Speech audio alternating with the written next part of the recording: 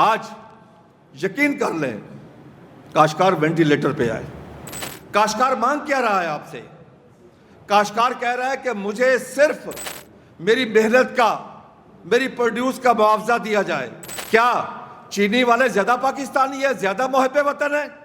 علامہ اقبال نے کہا تھا نا، جس کھیت سے میسر نہ ہو دہقاں کو روزی، اس کھیت کے ہر گوشہ گندم کو جلا دو. آپ دیکھ رہے ہیں TNN ٹی وی.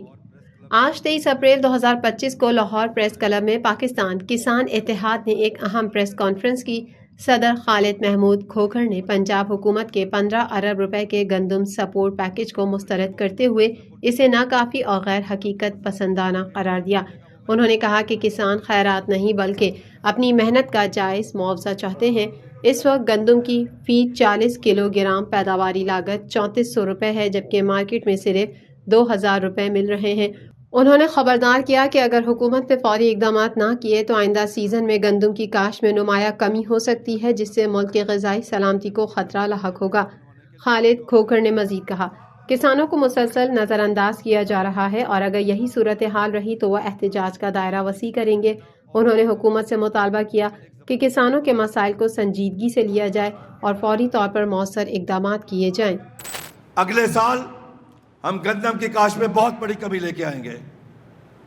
اس کی وجہ ہم نے سبق سیکھا ہے کہ اگر کلرک ہڑتال کرتا ہے تو قلم چور ہڑتال کرتا ہے، تاجر کرتا ہے تو شٹر ڈاؤن کرتا ہے، صنعت کار کرتا ہے تو انڈسٹری بند کرتا ہے. ہمیں بھی زراعت بند کرنی پڑے گی. ہمیں نہیں چاہیے آپ کا یہ پیکج. ہم مسترد کرتے ہیں اس پیکج کو. ہمیں خیرات نہیں چاہیے، ہمیں اپنی پروڈیوس کا حق حلال کا ریٹ چاہیے.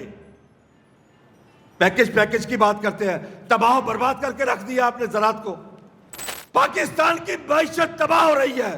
پاکستان کا کسان مر رہا ہے اس وقت. پاکستان کا کسان بہت پریشان ہے.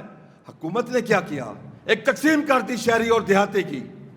دیہاتیوں کے ارمان قربان کر دیے شہریوں کو سہولت دینے کے لیے، سستا آٹا دینے کے لیے.